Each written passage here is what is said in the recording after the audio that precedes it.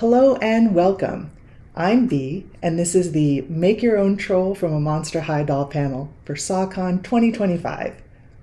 First we'll do this little intro, then I'll play a pre-recorded tutorial segment. It'll be about 30 minutes. Then I'll switch back to the live stream and do some Q&A. I'll address the tutorial questions first, and then we can chit-chat about movies if there's time. I've got my trusty sidekick, Mr. B, here today helping me out just off screen, so feel free to put your questions in the chat whenever you think of them, and he'll sort through them and read them off to me in the second half. If there aren't any questions, then y'all can just watch me add more hair to my next troll doll, a truly never-ending task. Okay, one last thing to check. Is the sound and video working all right? Sounds like it is. Okay, on to the video segment. See you again in half an hour. Welcome to the Make Your Own Troll from a Monster High doll panel for SAHCon 2025. I'm Bee, known as Naked Bee most places online. In this video, I'll be making a Vriska Serket doll out of an off-the-shelf fashion doll. This beginner-friendly tutorial will show you how to redo doll hair, make and attach troll horns, and repaint the eyes and lips on the doll. Here are the other troll dolls I've made so far. Someday I hope to finish out a full set of 12. So to get started, you'll need to find a doll to modify. In this tutorial, I'll be demonstrating using a Ghoulia Yelps doll. When I started the project, it was pretty easy to find this doll, but it's gotten harder over the years to source. Ghoulia is the nerdy zombie girl character from the Monster High dolls from Mattel, and the older dolls all have a fantastic troll-like gray skin. Unfortunately, this doll went out of print for a few years, and while they've started making her again, the skin color has changed to a very pale green, which is less useful for troll purposes. They still make more expensive collector versions of Ghoulia that keep her original gray skin color, but those can get pretty pricey, so I don't really recommend them as a place to start out. So far I've been lucky, and have found plenty of old grayskin Ghoulias on eBay for $10 or $20. Folks sell well-played-with dolls with messy hair for much less than a doll that's in mint condition, so hopefully you can pick one up pretty easily too. Excitingly, a new grayskin doll was just released in August of this year. The real drama Cleo Denial, the mummy character, would be a great doll to start with for this project. Her hair is already black, so you wouldn't even need to replace it. You could just cut off the yellow highlights and be ready to go. As part of the Cleo launch, they did a limited re-release of the older dolls in the Real Drama series, but they already seem to be sold out again most places I've looked. Although Claudia, the werewolf doll, would make a great cat-eared Nepeta, and Laguna, the sea monster doll, would make an excellent Feferi with her webbed fingers and cute little ear fins. So if you do happen to find one of these somewhere, be sure to snatch it up. There's another character in the Monster High series that might work. Spectra, she's a ghost. Her hands and feet are crystal clear, but otherwise her skin is a very pale gray-white, which could read as trollish, so I think it would work out okay. For the boy-shaped trolls, I use the Invisibility doll. He hasn't been reissued in a while, so honestly, he's harder to find. But last time I checked, there were still some floating around for sale for around $30 on eBay.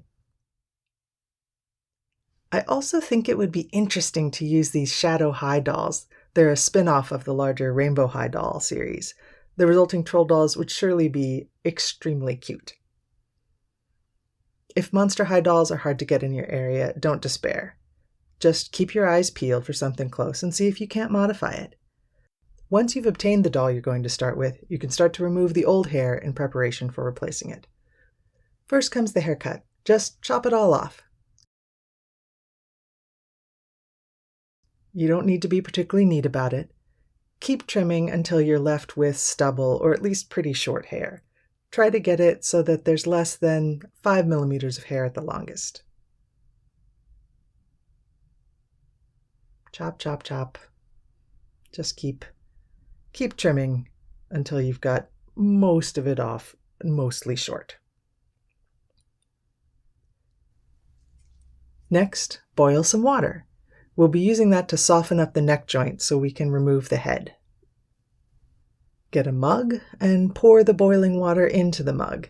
You want something deep enough that you'll be able to submerge the whole doll head up past the neck. Dunk the head to soften up the joint. 30 seconds or so should be all you need. Do fully submerge the neck to make sure everything has a chance to get warmed up. We want it warm enough that when we pop the head off the joint, we don't rip the soft material of the neck or break the hard plastic of the joint.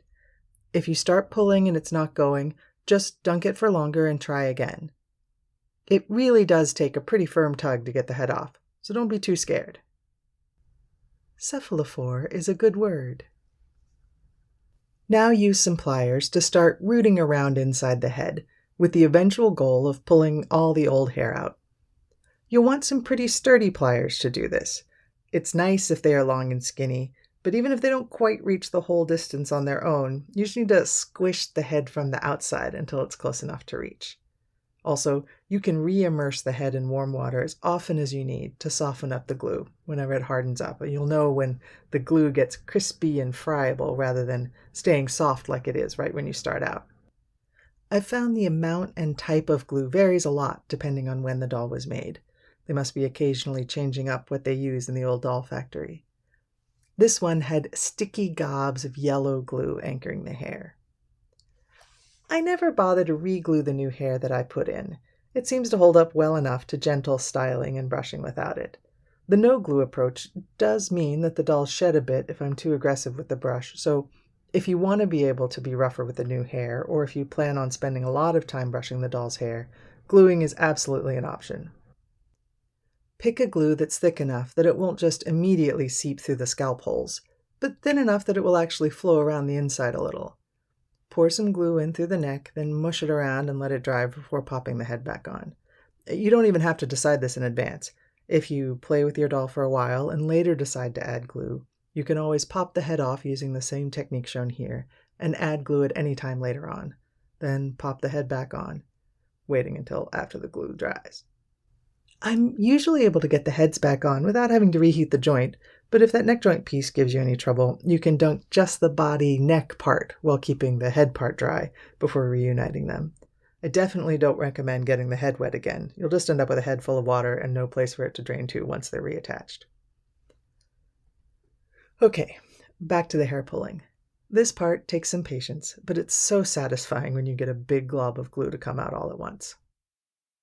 Once the big glue clumps are gone, then the really cool part starts to happen, pulling nice clumps of hair out backwards from the roots.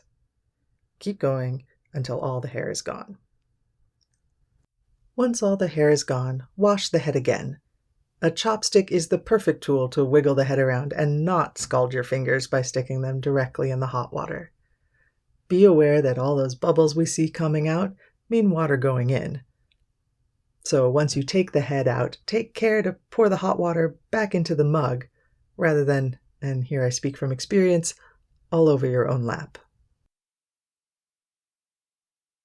This is also a great time to do a general all-over clean of the doll, especially if it's one that got played with a lot before you started.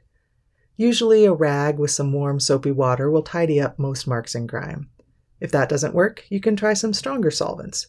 Hand sanitizer, isopropyl alcohol, rubbing alcohol, is pretty good for removing grease and grime. Nail polish remover, acetone, is an even more powerful solvent, but be careful with this one, since it will also remove most face paint. Be extremely careful with acetone when working near the eyes or the lips of the doll. A total new face-up is absolutely a thing that lots of people do, but it's definitely more of an intermediate level project. On the other hand, some stains are very stubborn. I still haven't found a way to remove these red marks from this poor Ghoulia's chin. Maybe I'll keep her around until I make a gory version of Kanayo the Rainbow Drinker, where I can incorporate the red stains into the blood dripping off her chin. Next, I'm going to recolor the scalp to match the new hair I'll be putting on. It's not strictly necessary, but I find I can be a little lazier when putting in the new hair if the scalp color already matches the new hair. Helps cover up any gaps. During this time, think about the hairstyle you're going to want for your doll. It's easiest to follow the pattern of holes as is and recreate something that's going to be pretty close to the style the original doll had. But if you want to get a little fancy with it, you can absolutely change things up. Maybe shift from a side part to a center part, or add a widow's peak or bangs. You can use the Sharpie marks to plan out where to punch new holes or just where to concentrate the extra hair. After this step, the order of operations is pretty flexible.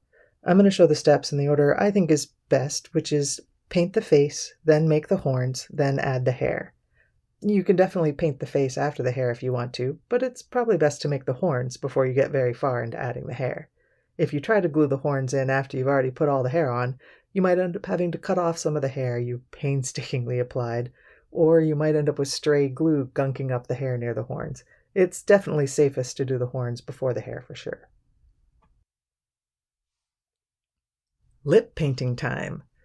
I've picked a nice Vriska-ish shade of blue, and I'm covering over the original red. I'm sure more serious doll modders have all sorts of discourse on the kinds of paints that people should use. I am just using cheap acrylic craft paint that I've had sitting around forever. I spent a little too long in my crafting career accumulating supplies, so now I try not to buy new stuff unless I absolutely have to. Most of the time this works out just fine. I encourage you to try first with whatever you might already have around the house. If it doesn't stick, and assuming you aren't too messy with it, you should just be able to wipe it off with alcohol or acetone to help as needed, and try again with something else.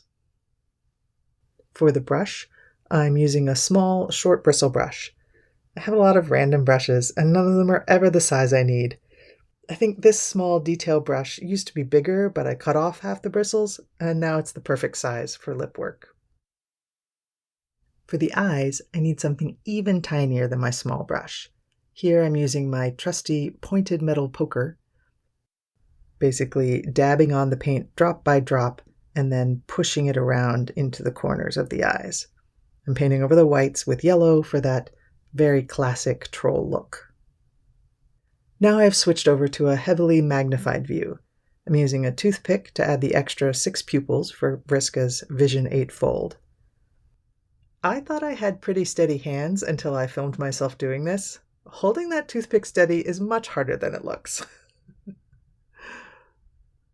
One downside of the toothpick method is that you can only get 1 or 2 drops of paint on your toothpick at one time, so frequently picking up new paint to paint the eye. As pupil, rounding it out and covering up the eye highlight so it's solid black in the center. For Vriska's other eye, all I did there was paint over the original light blue iris with a darker blue, and then touch up the white eye highlights since I'd covered part of them up with the dark blue paint. Now, on to the horns. There are a few things I'll be working with, many of them are optional. You do need some sort of wire, that's what the paper clips are for. These doohickeys, I'll explain more later, but they are definitely optional. A pair of sturdy wire cutters are useful. The Sculpey, definitely need that. And an assortment of optional clay working tools. I've got a roller, a cutter, a blender, and a pokey stick. So I use Sculpey polymer clay for the horns. I think other things would work well, maybe 3D printed plastic, maybe wood. Sculpey is easy, but they can break if you drop the doll on its head. Karkat's little nubby horns are very sturdy, but I've already broken Vriska's little crescent moon horn tips twice and had to glue them back on. It leaves a little ring of scar tissue where I had the glue, but Vriska probably thinks that makes her look more badass, so that's all good. With polymer clay, it's good to massage it for a bit to smoosh the plasticizers around inside and get the clay uniformly soft. Like I said before, I try not to buy new stuff, so this black clay was formed by me mixing together a bunch of random leftover bits of other gray, white, black colors. Starting with orange or yellow would have been smarter, but I've long since used up all those colors in the sampler pack I bought for some other project years ago, so black and gray mix it is. After rolling out that flat pancake, I cut out 2 triangles to start dialing in the size I want. For the first pass, you just want to rough out the shape so you can get close to the right size before you move on to the details. My basic process is to pinch off a ball of clay, then roll it out into a cone and sculpt in the details from there. Vriska's horns have all these fiddly little details to sculpt in. You can see the artfully arranged discard pile in the background with about 4 little bits of rejected horn. I made so many more attempts than can be seen here, so don't get discouraged if it takes you a dozen tries. You can just roll all the discards back into a ball, pinch off a new bit, and start again. Keep testing the horns on the head until they look like you want them to. The polymer clay is super soft and grippy and will mostly just stay where you put it at this stage. So back to the little doohickeys. These are very handy. I found some random nuts and washers and filled in the center hole with polymer clay, then poked a new, smaller hole in the clay with a paperclip. I baked them to harden the clay, and now I've got these great heat-proof stands to use when baking my troll horns. They also work well as a way to hold the heads upright. I usually use paper clips for my crafting wire. They're easy to scrounge up, easy to bend and cut. Another good source of metal wire for crafting is those spiral notebooks. At some point I went through and ripped out the wire from a half-dozen old notebooks that I wanted to recycle, and ended up with a lifetime supply of decently flexible shiny metal wire. Score! Snip a short section of paperclip and set it in the holder. Then shove the soft clay horn onto the wire. You want enough wire to have a solid anchor, both the part that sticks out the end and into the troll's scalp, and the part that ends up inside the horn so that it doesn't just slip off after it's hardened. Once the horns are looking super gorgeous and just like you want them, bake the clay according to the package directions. The sculpey stuff is 250 degrees Fahrenheit for 15 minutes. Next up is painting. I started with an orange base coat. I had to add a few layers to completely cover up the black color of the clay. Depending on the style you're going for, you can stop here with just the solid orange color. But I wanted the candy corn stripe look, so I picked out an orange and a yellow and then mixed equal parts to form the color for the middle layer.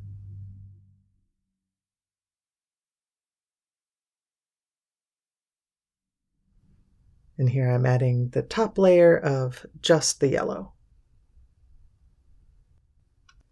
The acrylic paint I use leaves a matte finish, so to add a bit of shine and to make the paint a little more resistant to wearing off, I went over everything at the end with a clear coat of sealant. And here are a bunch of finished troll horns drying on their little stands.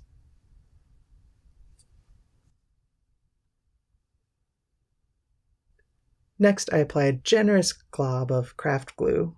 I like to use Eileen's tacky glue, and jab the wire through one of the pre-existing holes in the head. Usually the paperclip wire and the holes are a nice fit, but you should definitely test it first without the glue before you commit. Sometimes I end up having to stretch the hole a bit to get it to be a smooth fit in advance. Definitely test out the fit before you start putting the glue on. But once you've got all the glue in there, and you've successfully stabbed the wire into the scalp, make sure to twist the horn so you get a nice even bead of glue all the way around. The glue does dry thick and flexible, which is handy for bridging the gap between the horn base and the scalp and getting a really sturdy joint.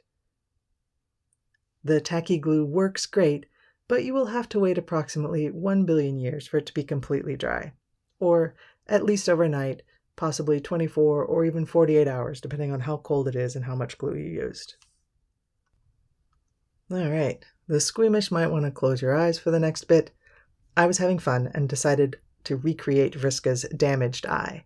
I did some stabbing with my handy pointed metal stick first, but that wasn't quite giving me the effect I wanted. So next I moved on to a razor blade, cutting out little wedges of plastic of the face material to create a textured, scarred look. Just sort of cutting around, making shapes. I wasn't exactly sure how thick the material of the face was, but it ended up being decently thick that I was able to get quite deep scar wedges without poking all the way through.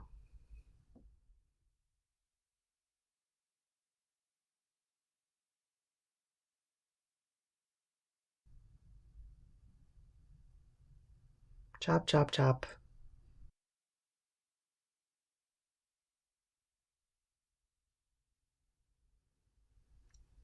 I used nail polish remover to take off the existing eye paint. You can see the cotton swabs and Q-tips in the background with the acetone. Then I put on a few layers of black wash, which is just regular black paint diluted with water. The black naturally clings to the scar tracks to make them look appropriately gnarly. I did a couple layers of black until I got the scars highlighted like I wanted them, and then moved on to the next step.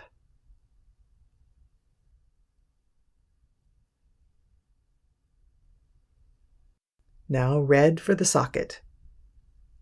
After the red dried, it was flat, matte, so I followed up with some thick, shiny, clear paint on top, like I usually do for the eyes. Now, I will say this works best if you are patient and actually let the red completely dry 24 to 48 hours before adding the clear coat. Otherwise, they tend to mix and you get a cloudier look rather than the shiny look. Next comes the robot arm. Here I am draping a plastic bag with a hole in it over the doll's body to protect it from stray paint. In hindsight, I probably didn't need to bother with that. I'm using some dimensional paint. It's thick and retains its shape when it dries, so it's great for building up texture. I'm using the applicator to draw rings around the arm to mimic the joint seams, and then later on I'll put pairs of dots at every seam to mimic rivets. Gold was the only color I happened to have on hand in this kind of paint, but that's fine, since I knew I'd be covering it up later. Once the gold paint had completely hardened, I followed up with a coat of silver paint for that classic robot arm look. The silver paint was pretty thin, and so it took a couple of coats to really completely cover up the gold. But the texture was exactly the look I was going for.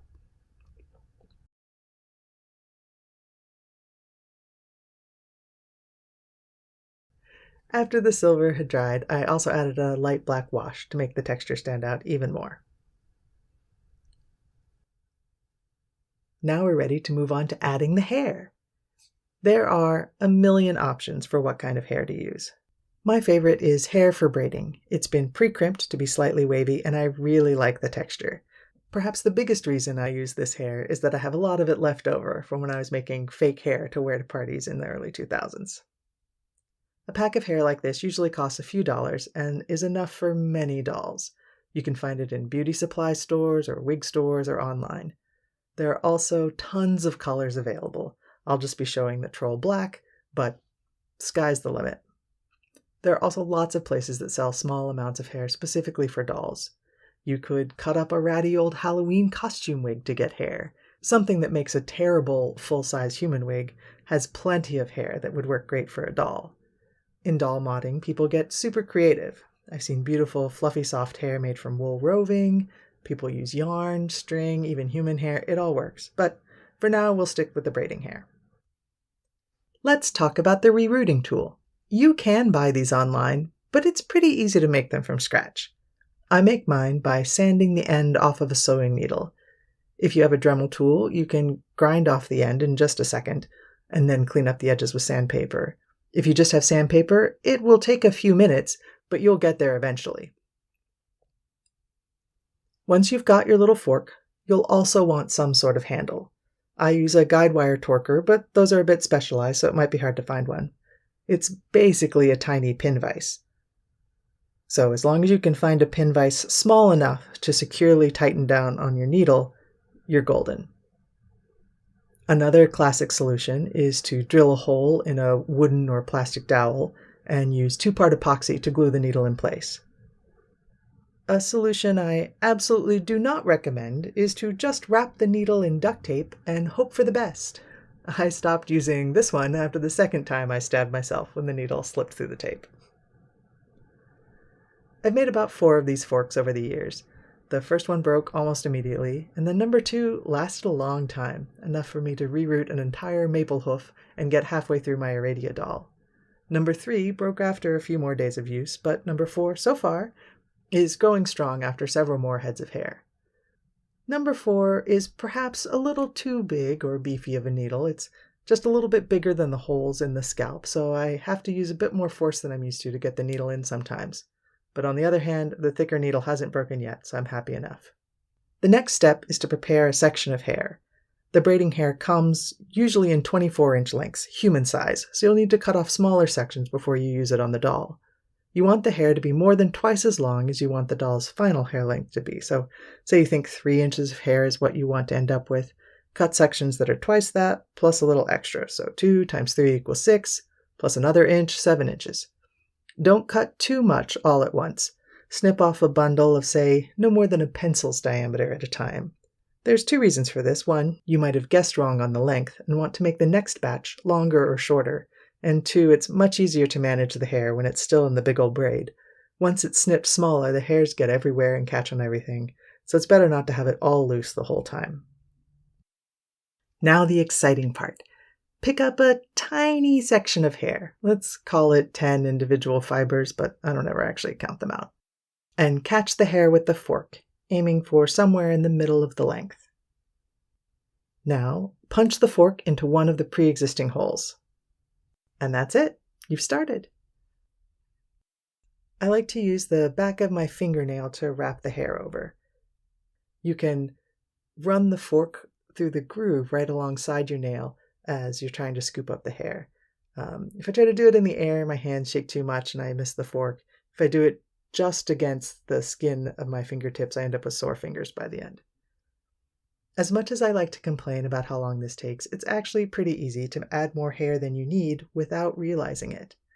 The first time I did this, I started from the nape of the neck and worked around forwards, putting hair in every hole, and that was a terrible idea. There was way more hair than I really needed.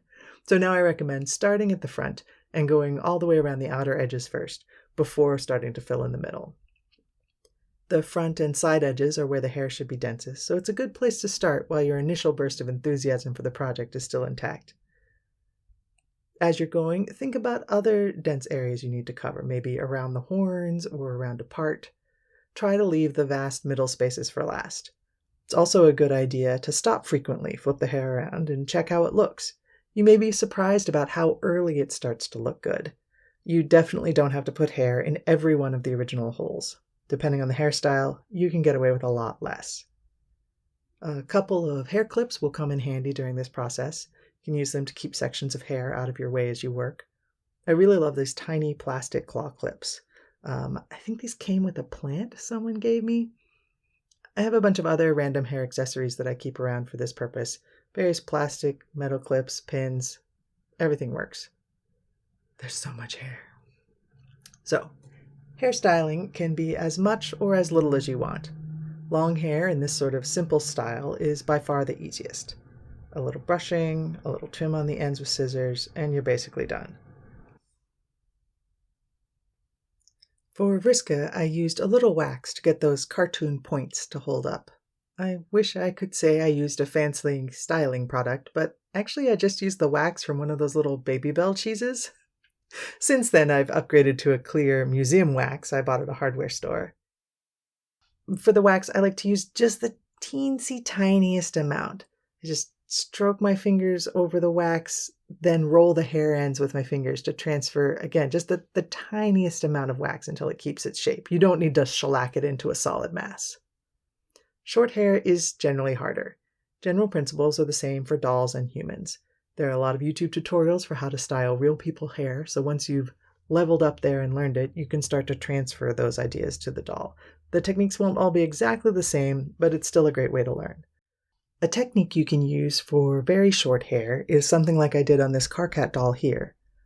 At SAHCon 2023, I did a needle felting tutorial, and a couple people asked about felting with things other than wool. I still haven't tried making a smuppet out of non-wool fibers, but I did use needle felting techniques to construct Carcat's hair here. I took the synthetic hair and rolled it up into a ball just like I'd start a needle felting ball, then plopped it onto the doll's head and used the rerouting fork to attach it through the holes in the scalp all around the edge. Then I used the needle felting needles to sculpt the hair, making it denser and giving it the final shape. Just like in the other tutorial, you need to stab it until it looks cute, and I was really proud of how Carcat's hair came out.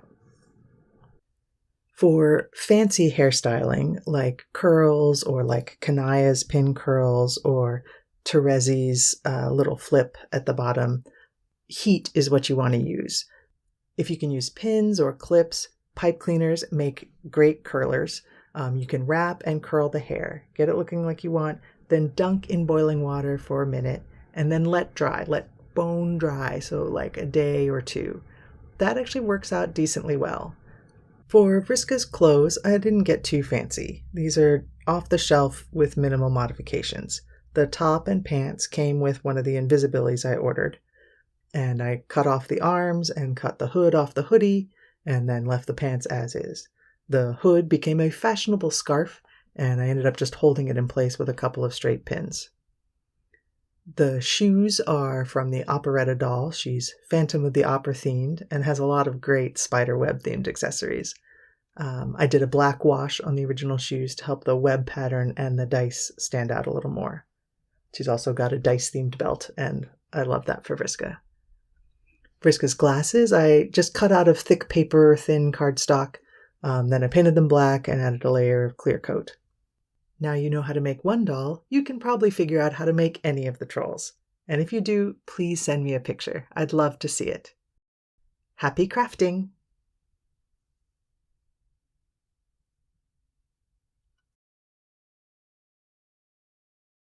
Back. Okay, so hopefully this has worked and I am back live with you guys. I think I managed to answer all the questions as they came in, so I'm going to actually reroute hair as you guys think of more questions or whatever. So I'll get started on that.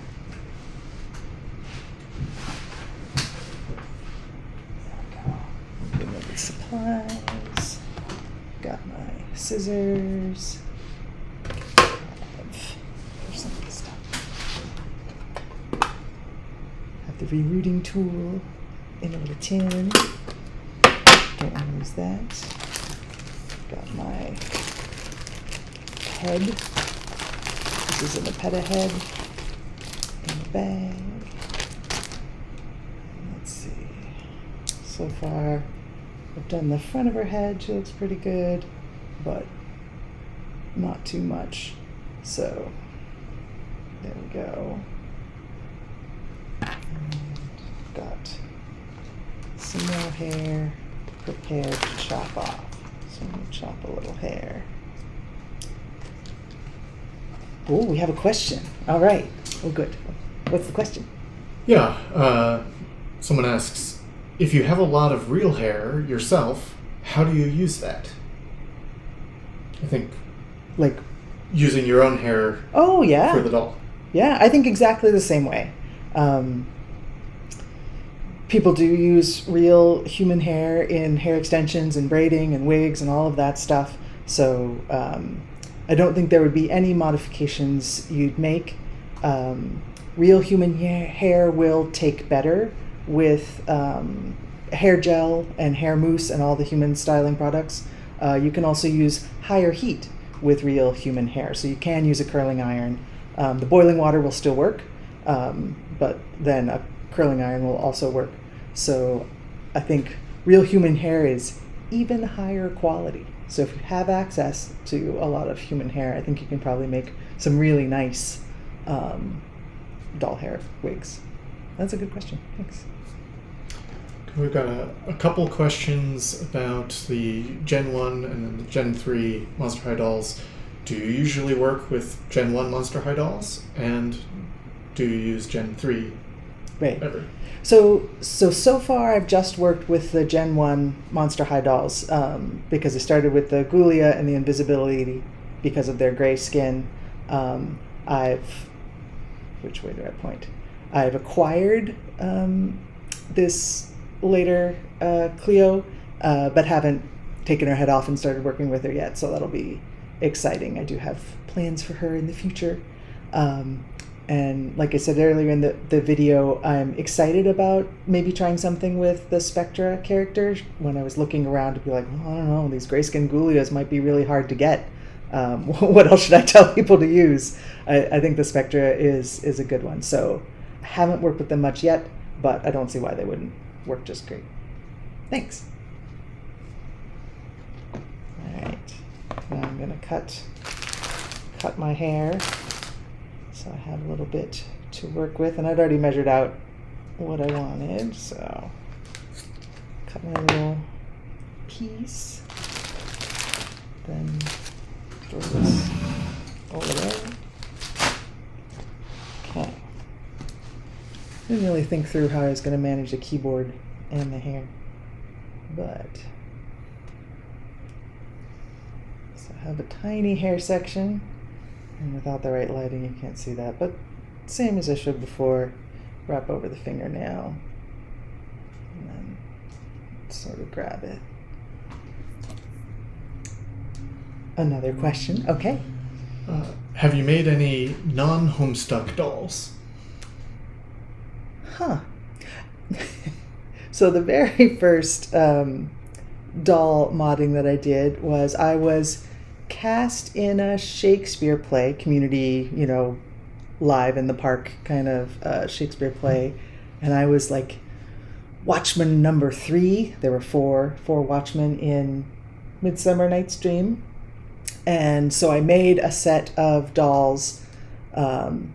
Each of us Watchmen characters had a different outfit, so I made little doll versions of the outfits. And because we were just, 4 random people off the street without horns or gray skin, I just bought Barbie dolls that had the right color, skin and hair. But I made little outfits and gave them to my fellow Watchmen because I was just so excited to be in a play. But I think since then, Homestuck has been all of my doll stuff. And I think this is mostly covered, but what initially got you into crafting custom dolls? Yeah, I think an interest in dolls generally, like I played with Barbie dolls growing up, and then at some point after moving out of the house, my mom had sent me my old Barbie dolls, and so I had them around.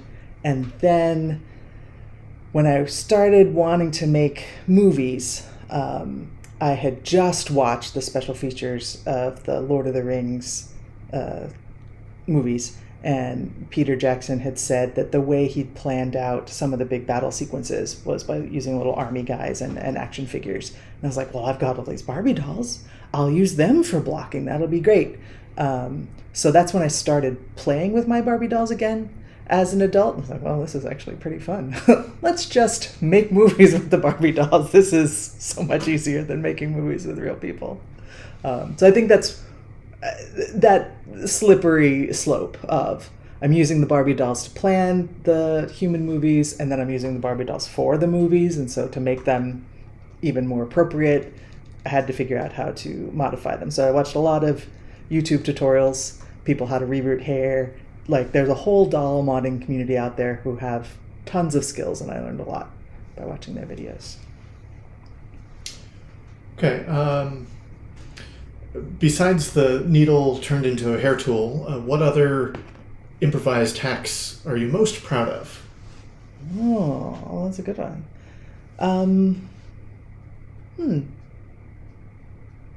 Oh, something I hadn't really talked about. Let's see. This was so simple, but it really helped when I figured it out, was the dress that the Kanaya is wearing is from a character whose colors are pink and green, the Venus Flytrap character. And so this ruffle was pink, and at first I was like, well, who's gonna wear like a hot pink thing?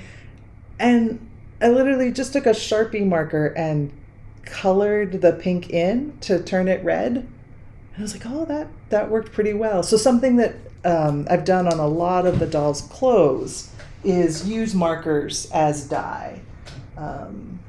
This Carcat, I think these Ken doll pants that I was able to buy had a ribbon on them, but it was white or yellow, some other color. So I was able to fill it in with a more God tier burgundy. And I think on another doll, there was a pinstripe suit that had white cuffs and collars. And I wanted to use that for Rose. So again, I just took a magic marker pack of dye just for a little thing. But using magic markers as dye on doll clothes has actually worked really well. Okay. Easy question. How did you make the Smuppets? How did I make them? They all look so cute. I needle felted the Smuppets. And if you're interested in that, also on this same channel under the live tab, I have a how to make needle felted Smuppets tutorial from 2 years ago that you can watch as part of SAHCon. So let's grab a Smuppet here. I really do recommend needle felting as a hobby. It looked very intimidating when I was just watching, again, YouTube videos of people who are really excellent in making these photorealistic cats and dogs that were so beautiful and cute. But something like a Smuppet is so easy. You just need some wool, and as I've learned now, it doesn't have to be wool. I think brushing out some yarn would work. The fibers are just mechanically tangled. So as long as it's not super fine and straight, I think something with a little bit of curl and wiggle in it already is going to work better. But the needle felting needles can tangle it up, and so you can get something really cute to play with. Okay. Has there been any time where you had to make your own doll clothes from scratch? If so, do you have any advice, particularly basic tops and pants? Yeah. It is so hard to find like a white t-shirt and black pants for these fashion doll sizes. There are several Etsy sellers who will sell you a t-shirt for $20 to $50 or pants for $10 to $20. And they are making them from scratch. But for the most part, I was like, oh, that's too expensive. There's going to be too many different. I have made some of my own doll clothes, especially for the Ken dolls for the Smuppet show. And it was really hard. So recommendations. Get real used to hand sewing. I tried to cut the patterns out and then machine sew them together, but those seams are just so tiny. I wasn't very good at it. So when I successfully handmade the doll clothes, it's definitely hand sewn. Don't be afraid to just sew the clothes onto the doll. That was sometimes easier for me than sewing them with the little fasteners and snaps and Velcro. Sometimes it's just a ton easier to be like, drape the clothing over the doll, and then sew the side seams or sew the back seams so that it fit just right. I recommend using knit fabrics to start out rather than something that's stretchy like a t-shirt. An old t-shirt is a great place to get fabric because that's going to be a lot more forgiving than if you have like a woven cotton or like a quilting cotton or something like that that's not stretchy. Because if you make it out of a stretchy fabric, if you're anywhere close, you can probably still get it on the doll and have it look okay. But if it's out of a woven fabric, you have to be a lot more precise. Yeah, I think that's probably is hand sewing and start with stretchy. For basic top and pants, I guess take a t-shirt, like that's just sort of the shape, cut two of that outline, and then sew it together at the seams. I mean, and then you've got a t-shirt. That's a fine place to start. You can get fancier and fancier as you go, but that's honestly a fine place to start. And the same with the pants. Like, you don't need a pattern. You can just be like, well, this is what pants sort of look like. Cut that out, try to sew it together, put it on the doll, be like, well, that's too big or that's too small, and then make the next one smaller. I think dolls use so little fabric that if you've got an old t-shirt, you can make like 5 pairs of pants until you get one that works and still just be on that one t-shirt. Okay. So, general question, what got you into Homestuck? Oh, I think I've told this story before, but I think it's hilarious, so I'm going to tell it again. I was browsing on AO3, and I can no longer remember why I was browsing by fandom, because I know what I wanted was hockey RPF.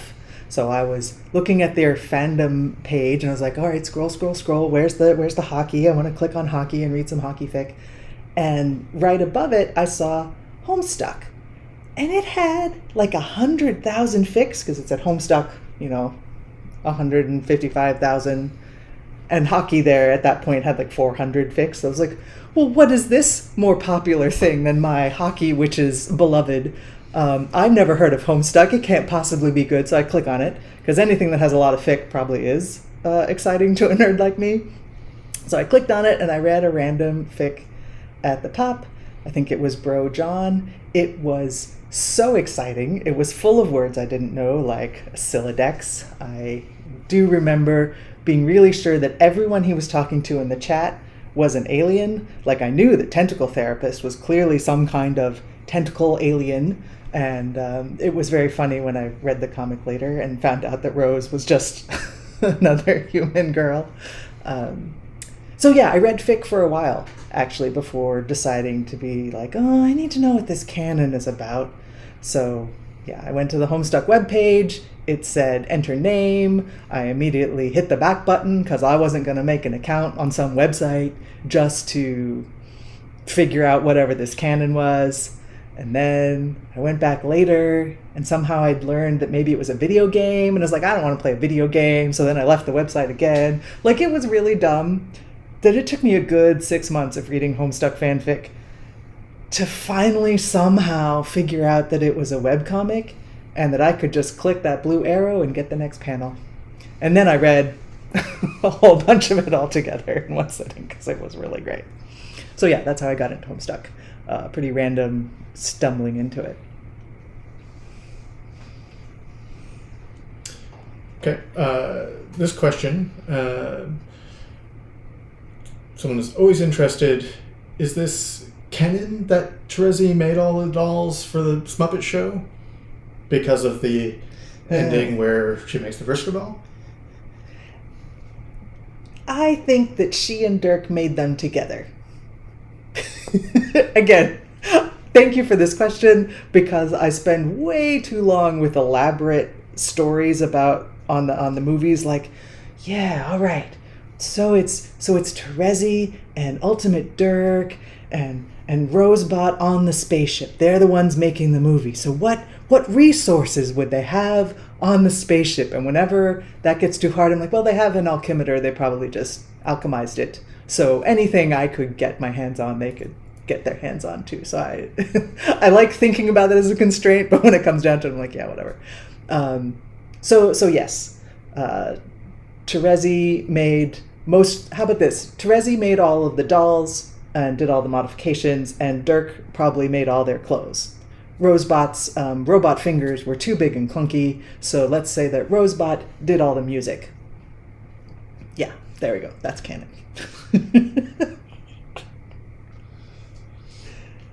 And here's a general Homestuck question.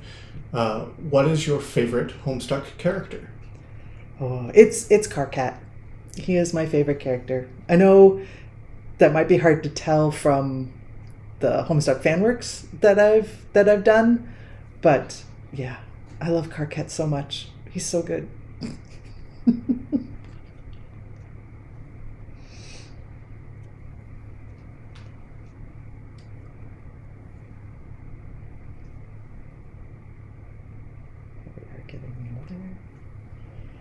Bit, and I'm just going in a line around the scalp, putting more hair in. What am I going to do when I have a full set of 12 troll dolls? I don't know. There's 12 of them. Maybe I'll make like a calendar. Okay, question. How long on average does it take you to work on a set or props for your videos? Is there anything in particular that inspires you? Reading a really good fanfic is how the inspiration has happened in the past. Certainly I read Theater of Cruelty and I was like, I have to do something with this. And then I read Detective Pony and I'm like, oh my goodness, this has rewired my brain, I have to do something. And then with the Muppet Show, it was slightly different. Where there, I was just read a bunch of Lorosaurus's fic. And I was like, oh, this is also good. But all of these would be too hard to do as a movie. Let me just ask her to write something as a movie. So yes, inspiration-wise, fanfic, 100%. What was the other part of the question? I've already forgotten. Anything in particular that inspires you? Or how long does the sets props, I guess, maybe relative to other parts of the project?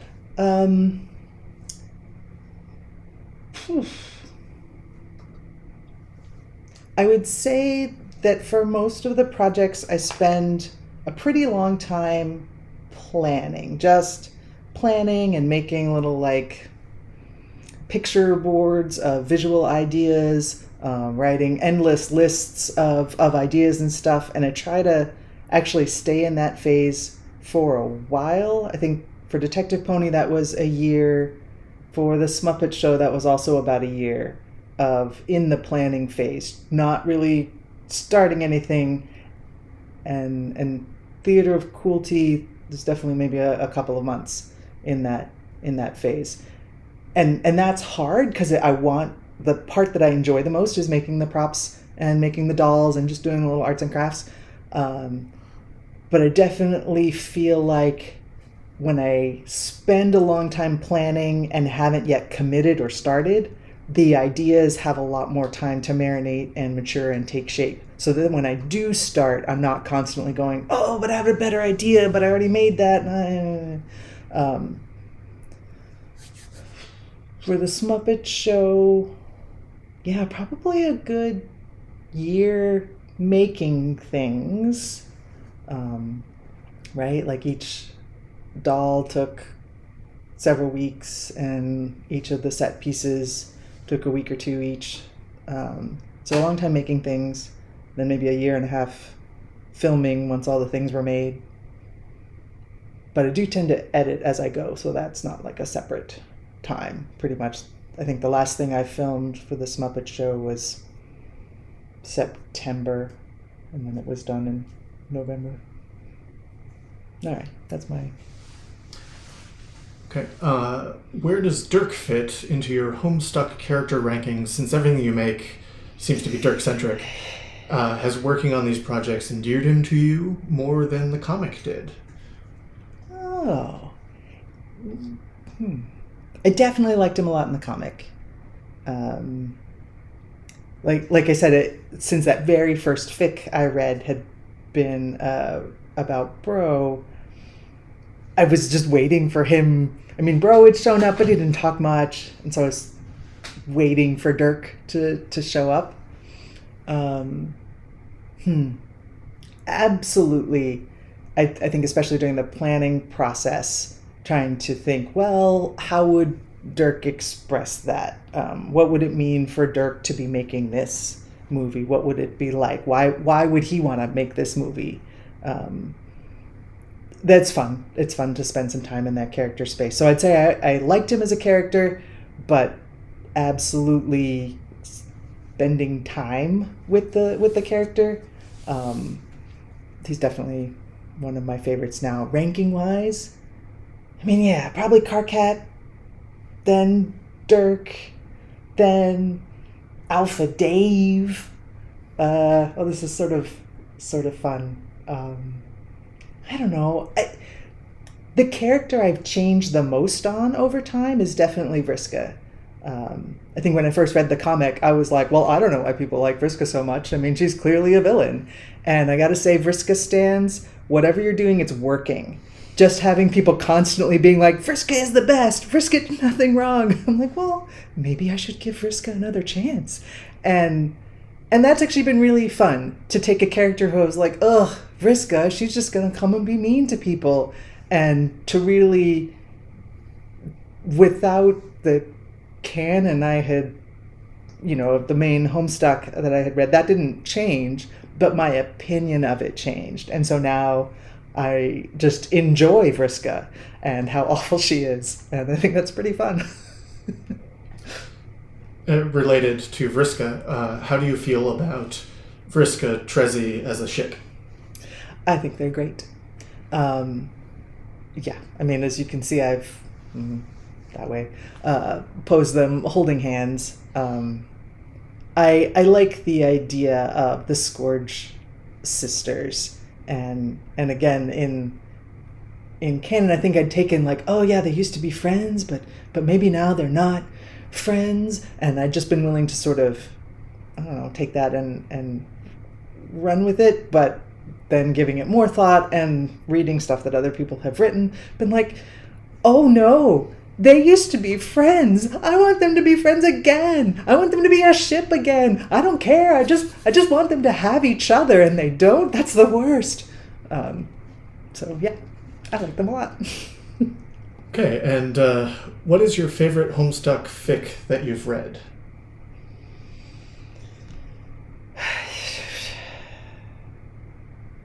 I don't know.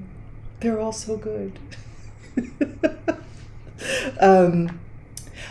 The latest thing that I read that I really enjoyed, Phil Mayo, Mermaid Mayonnaise, I think, maybe a Tumblr name and an AO3 name, wrote Jake Dirk fic set sort of in canon where their only interactions are sort of through the bro bot. That was great. So rather than just be like, well, I love all of the old fics, I'm like, no, actually, I have been reading some new stuff that's really great. So shout out to Mermaid Mayonnaise and her incredible Dirk Jake fic. Okay, here we've got, how much are the other people in your life involved in your Homestuck projects?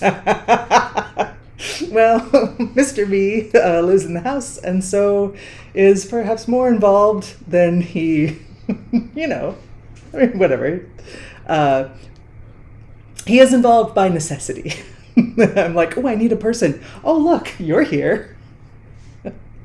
And